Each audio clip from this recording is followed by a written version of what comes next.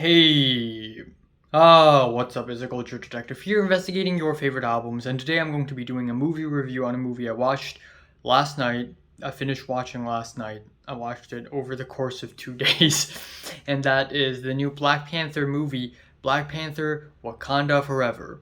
So, Black Panther Wakanda Forever is the second installment in the Black Panther series, and will probably be the last one as well. And it is the new Marvel movie. I don't know how many Marvel movies there are already, probably like 40 something.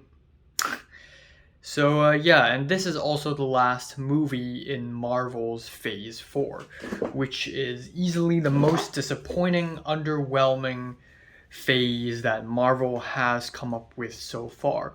And that's saying something because Marvel has released the most number of projects in Phase 4. Ever since 2020, we have everything between Black Widow, with its very crappy CGI, to Thor Love and Thunder with its very annoying humor, to the so just okay Doctor Strange 2, and the TV miniseries, which are not very great for the most part, aside from Loki. So yeah, going into Black Panther, a lot of people are probably prepared to be disappointed. Me too. And honestly, I think this Black Panther movie is just okay. Obviously, I don't think it's nearly as good as some other past Marvel films, but it's still definitely one of the better ones in Phase 4, in my opinion. What makes this movie really special is that Marvel probably planned a whole story arc for Chadwick Boseman's character as King T'Challa, aka the Black Panther, for the second movie and third movie. But unfortunately, if you're not caught up with the news, Chadwick Boseman had passed away a few years ago, and it was such a huge shock and huge turn of events, and we had no idea how Black Panther would move forward without him. And so Marvel basically wrote a whole different story. They didn't recast Black Panther. There's a lot of controversy, there's a lot of talk, there's a lot of noise saying, oh, maybe they will recast a Black Panther. And yeah, it doesn't seem like a very great choice, in my opinion. While it does push the story forward, it's also going to forever not be as good as Chadwick Boseman's Black Panther. Now, another thing I'd like to say is that when I first reviewed Black Panther, I gave it a strong 7 out of 10.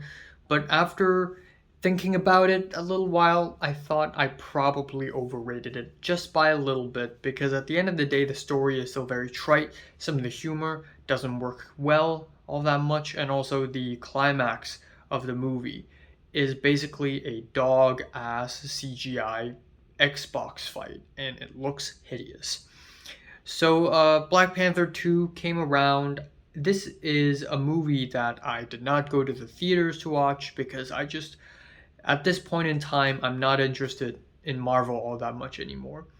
So I watched it on my laptop, and yeah, it's okay. Essentially, Black Panther Wakanda Forever is about the tensions between Wakanda and Talokan, which is this underwater South American city, which is basically the South American equivalent of Wakanda. And we have our new main character, Shuri, played by Letitia Wright, who is the sister of T'Challa, who has the responsibility of helping her people.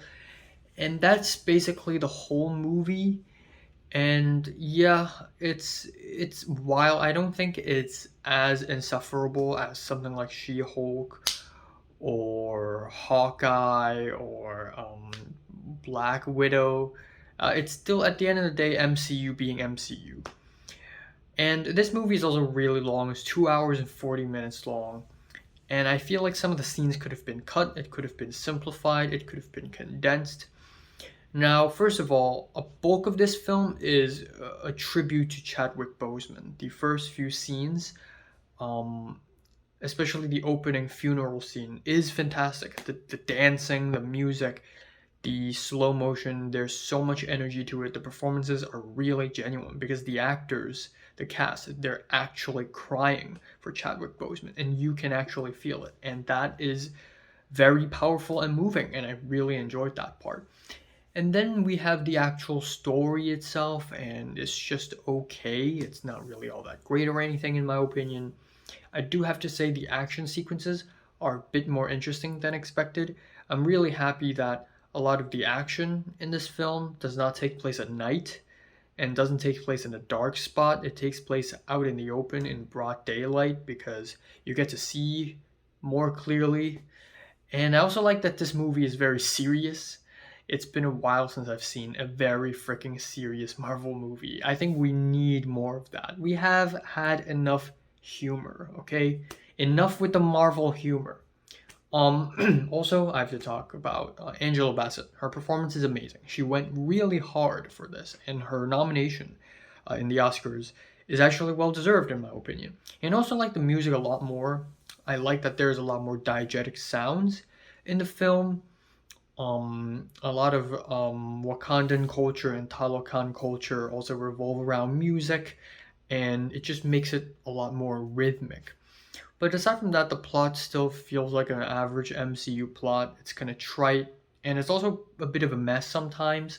Like whenever the film cuts to Martin Freeman, I really like Martin Freeman, and his character is fun.